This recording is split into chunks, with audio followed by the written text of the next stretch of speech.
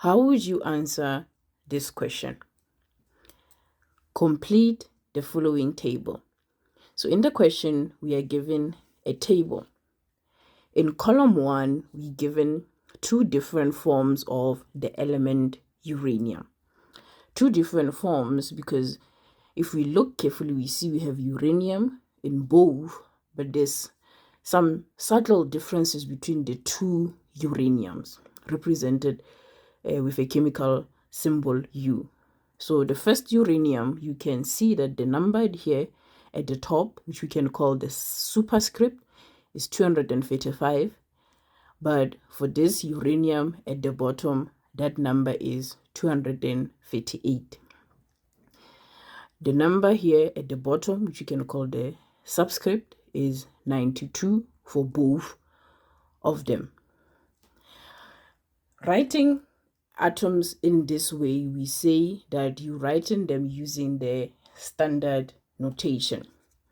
So according to the standard notation, X, or in some books, X may be E, capital letter E tells us here, in the place of X, you write the chemical symbol for that atom or element.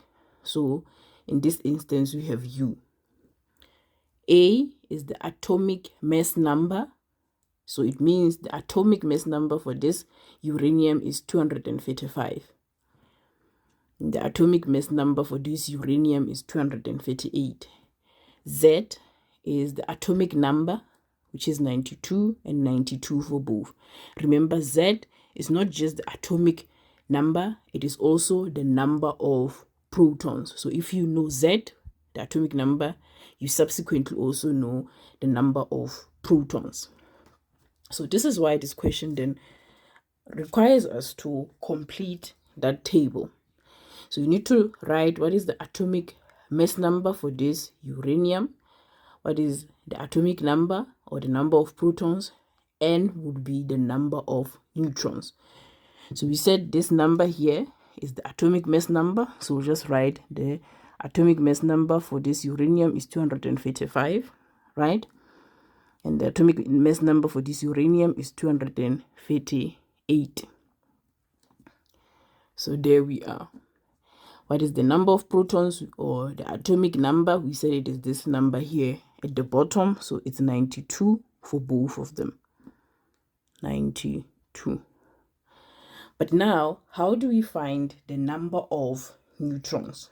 So just remember that the atomic mass number A is equals to the number of protons is equal the number of protons Z plus the number of neutrons N. So we know what the A is, we know what Z is, we just have to find the number of neutrons. And we'll find the number of neutrons by saying is the atomic mass number A minus the number of protons. So the atomic mass number A for the first uranium is going to be 255 minus the atomic number Z, 92.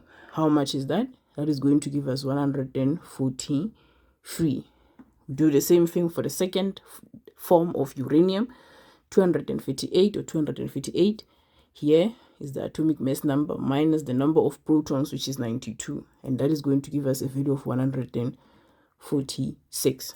So we have, in a sense, completed this table. And now, if you continue with the question, we see that it continues to say, in these two different forms of uranium. So the question does tell us that these are the different forms of uranium, right? So we must say what is different and what is the same. So question A, what is different in these two different forms of uranium, and what is the same in these two different forms of uranium? Look at your table. What is different and what is the same? So we can say what is different. We look, okay, the atomic mass number for both of them is different. So that is the first thing that is different, atomic mass number. Is there anything else that is different? We see no, the atomic number is the same, but the number of protons is different. The other one has 143 neutrons and the other one has 146 neutrons. So the atomic mass number and the number of neutrons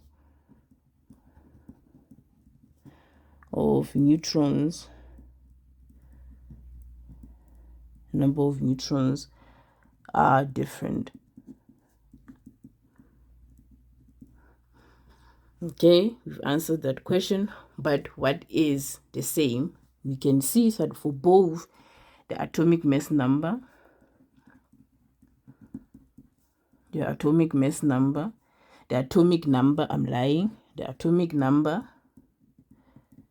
is the same. But remember what I said to you, I said the atomic number is also the same as the number of protons. So if the atomic number is the same, it also means thus the number of protons is the same.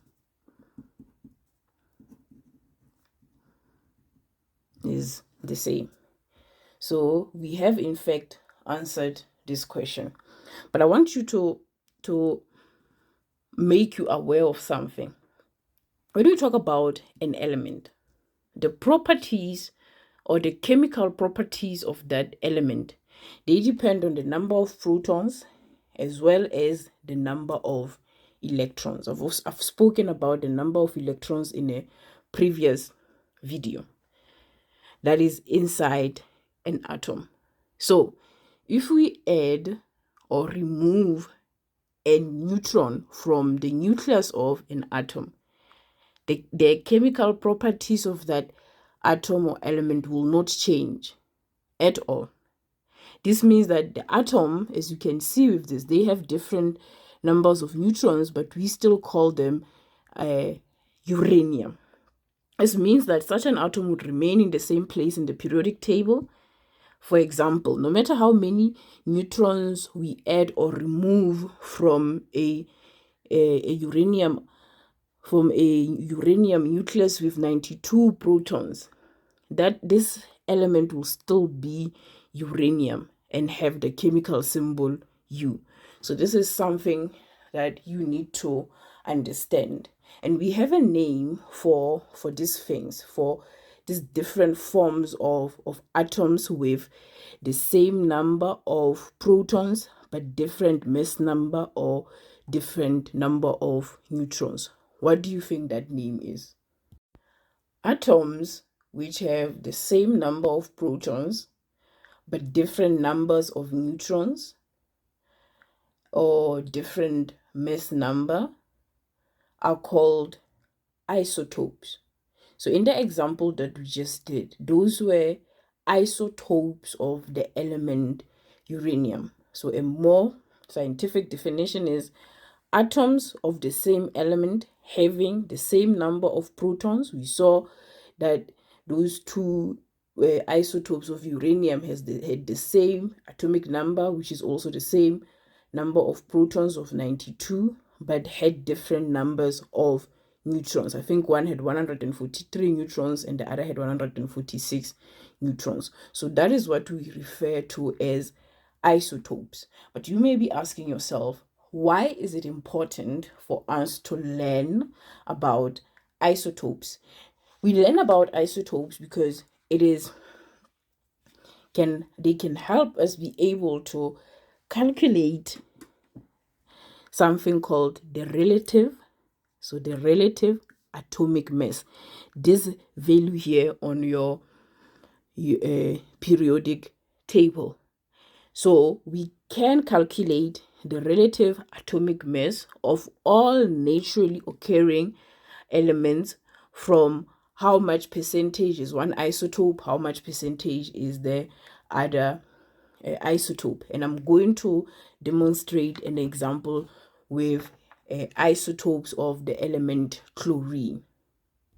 So how can we represent different isotopes or isotopes of the same element? So we can use this convention where we have dash A, where E is the chemical symbol.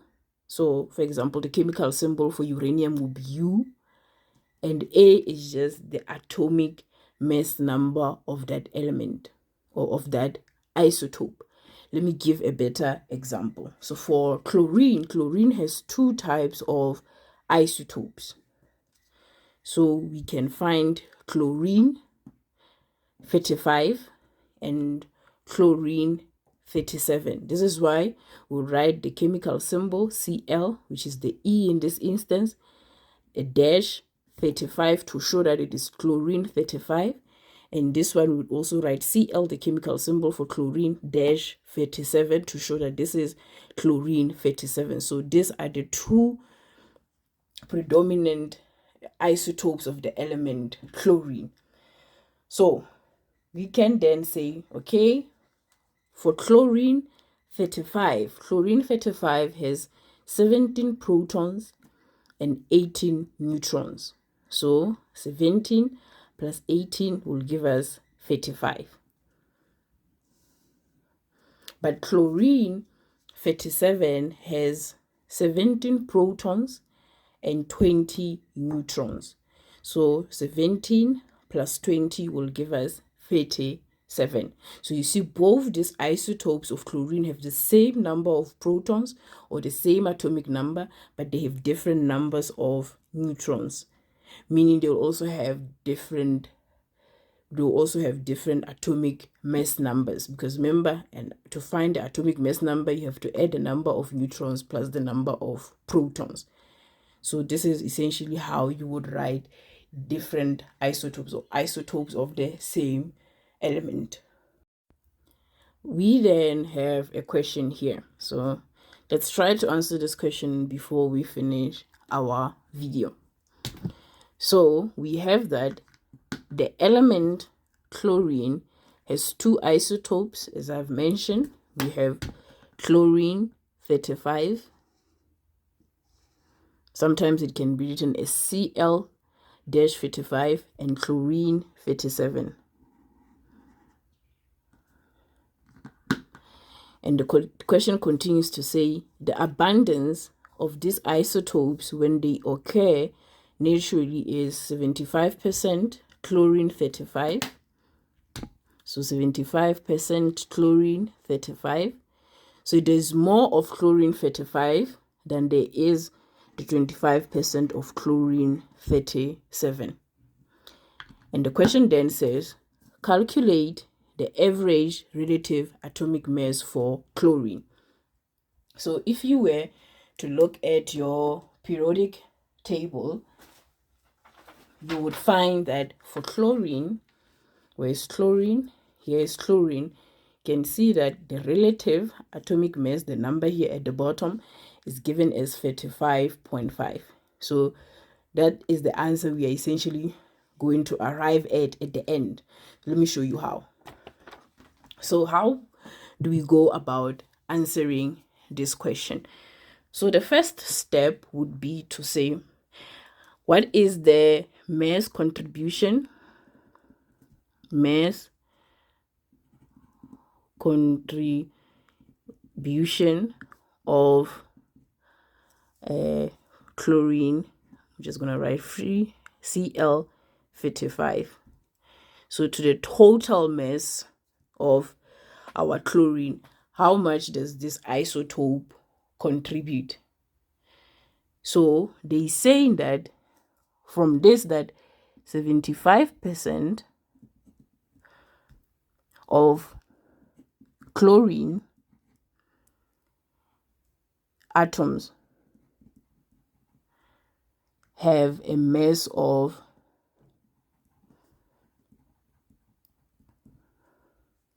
35 U. So someone might say AMU, atomic mass unit, or just U. So there is the 35, where this is where the 35 is coming from chlorine 35. Remember, this is the atomic mass number. So we'll say the contribution then is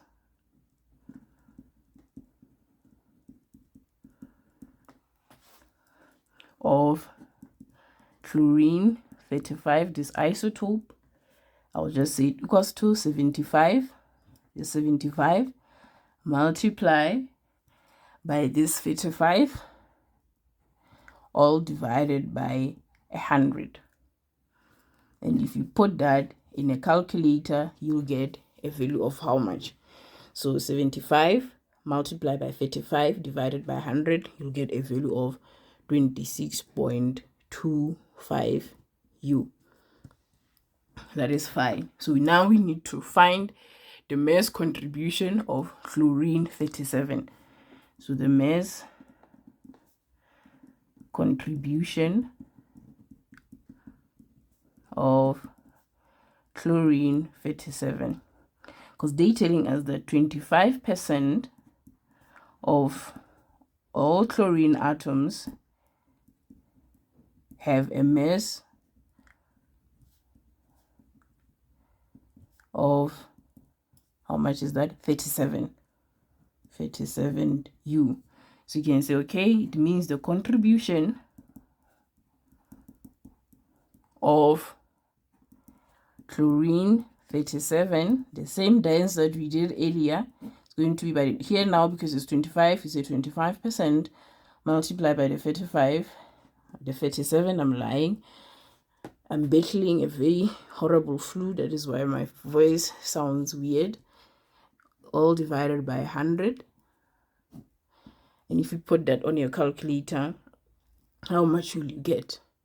Get a value of 9.25. Then finally you say nope. It means that the relative